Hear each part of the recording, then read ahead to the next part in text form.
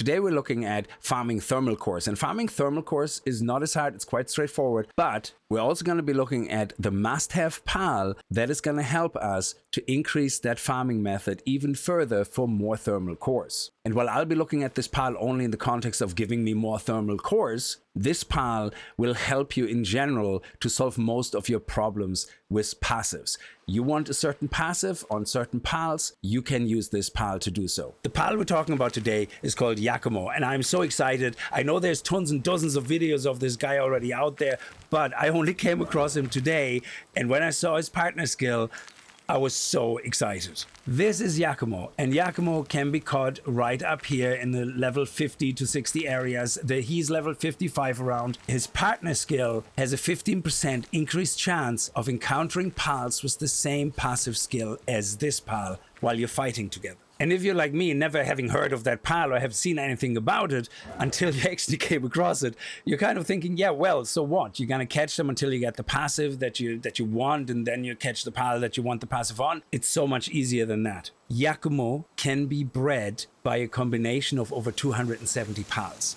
Nearly every single PAL can end up breeding a Yakumo in one combination or another. Now, not all PALs, I think there's over 290 PALs or something, and over 270 PALs, being able to create a Yakumo, the chances of that you have a random PAL with a passive you want, but not on the right PAL, to be able to create a Yakumo with it, to then put on the PAL that you care about, is really high. Now, you have to be at least level 41, because that is when you unlock the saddle, and you do need a saddle crafted for you to be able to benefit from a partner skill of a PAL. Now, the problem I hope that Yakumo will solve for me today is thermal cores. Now, I do have Jetragons, and if you don't know, Jetragons, when you kill them, they do drop thermal cores. And it so happens that if you have them lay eggs and then insert them into the butchering table, you also get thermal cores. And for 7 PALs, we got about 17 thermal cores. So that's what? Approximately 2 to 3 thermal cores per PAL.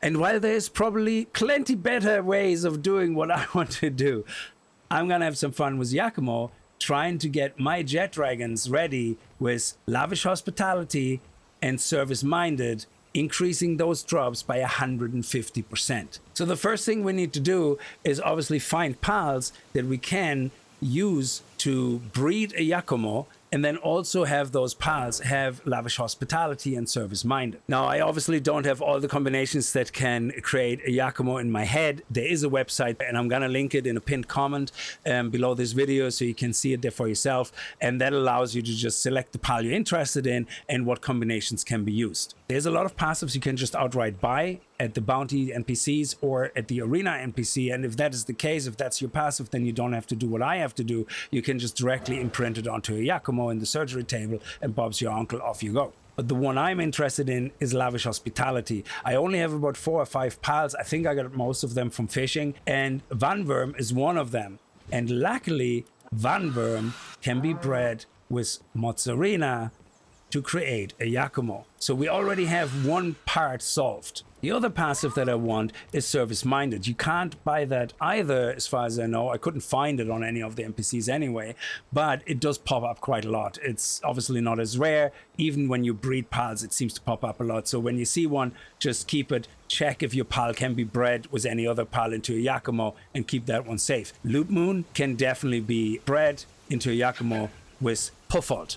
Now I'm gonna pop 3 cakes into either pan, and hopefully that will be enough to get the Yakumo I'm interested in. So we're going to pop these 2 guys in here and these 2 guys in here and assign them to a breeding pan each.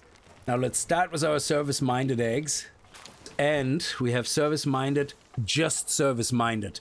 Perfect. And let's have a look and see how we get on with the eggs for the Lavish Hospitality. And there we go. We have one just with Lavish Hospitality. And now we're gonna put our 2 buddies in here.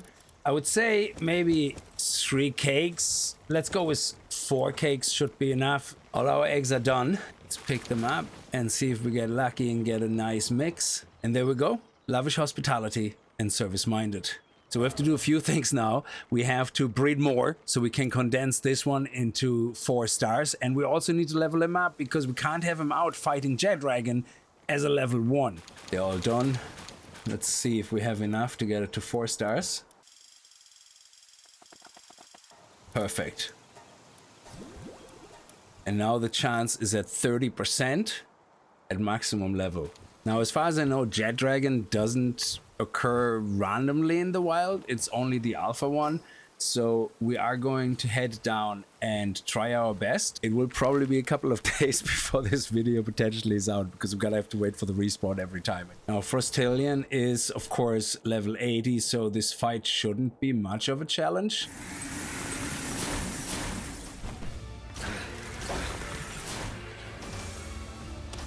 Okay, let's try catching him. And we have to change to our doggy, just in case. And here we go. Oh, we got Lavish Hospitality and Legend and Divine Dragon. I love it. Okay, so Legend, I don't know if Legend is something that always comes, but getting Lavish Hospitality on this one is crazy. So now all we need is do this again, hopefully get Service Minded on it, and then we have the perfect maximum Jetragons.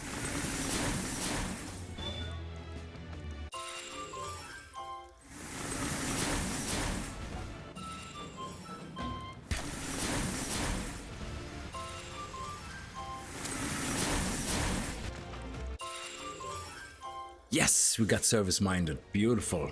Now the next thing we have to do is take our Jetragons, the one with Lavish Hospitality and the one with Service Minded, and pair them up inside a ranch itself to make a child that hopefully gets both. And this one got Lavish Hospitality and Service Minded. This one also has Lavish Hospitality and Service Minded. But before we do anything else, we're gonna make sure we're gonna put Philanthropist on them. We don't have to worry about these stats. That is not what these guys that we used to breed are for. We can have other Jetragons with passives that we're interested in if we want to go into combat. But that's the 4 that we want. Philanthropist, Insomnia, Lavish Hospitality, and Service Minded.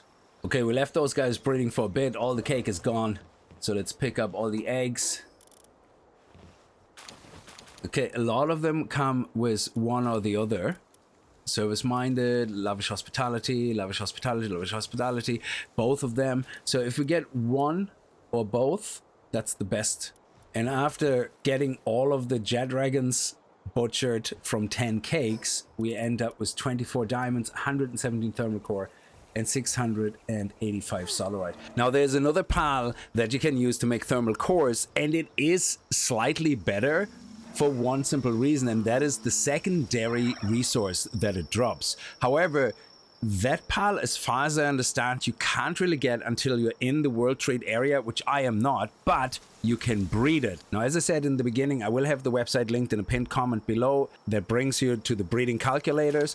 But for me, I had a Jetragon. You can either use Neptilius, Frostalion Noct, Frostalion, Palladius, Hartalis, Bellanolibero, or German Tide Ignis, and other combinations to breed with a Jetragon and get Aegidron. And as we already had bred Jetragons with Lavish Hospitality and Service Minded, I simply had to match it up with one of those other pals. In my case, it was Jetragon Ignis, and breed 2 Aegidrons, which also have Lavish Hospitality and Service Minded. And I already put them to work. I put 10 vegetable cakes in here, and using Grintail, hopefully we're gonna get a lot of duplicates now. So let's see how many eggs we get. And we ended up with 38 eggs. That means Grintail nearly procced every time. That is crazy. So now we're gonna take those 38 Aegidrons and we're gonna put them through the grinder just as we did with Jetragon. And the best part about it is they give you as a secondary resource giant pal souls. So after grinding up 38 Aegidrons, we ended up with 141 thermal cores and 112 giant pal souls. And before we finish, here's a little bonus. If you want to squeeze even more resource drops out of your pals, there is one more way you can do that for a huge increase in resource drops. So I'm gonna pop in another 5 cakes into my Aegidrons, then pick them up with my Grintail for a total of 18 eggs, of which 16 were normal Aegidrons, the only ones we're interested in. And now let me introduce you to Splatterina. Splatterina has a very interesting partner skill. While in a party, the amount of items obtained from using the meat cleaver increases by 200%. And that is on top of Lavish Hospitality and Service Minded. Now we have 16 Aegidrons, and we're all gonna take them into our party and butcher them. Now Splatterina's partner skill obviously doesn't work when you put them into the grinder. It has to be manually butchered. So we summon our Aegidron, we're going to select the butcher option and get the Lavish Hospitality bonus, the Service Minded bonus, and the 200% bonus. Now we only got 4 thermal cores here. I don't even know if this one had actually any of the passives, but there is a range obviously. So we're gonna go through all 16 and see how much we end up with.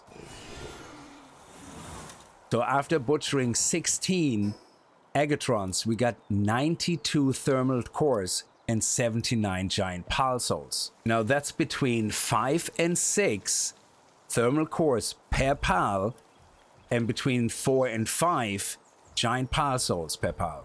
And in the context of thermal cores, compare that to the 38 pals that we butchered on the conveyor for 141 thermal cores, which is only 3 to 4 thermal cores per pal. So yes, butchering is definitely going to give you more return per pal, but it also takes a while longer. So yes, vegetables conveyor belt is the way to go, obviously for the best use of your time.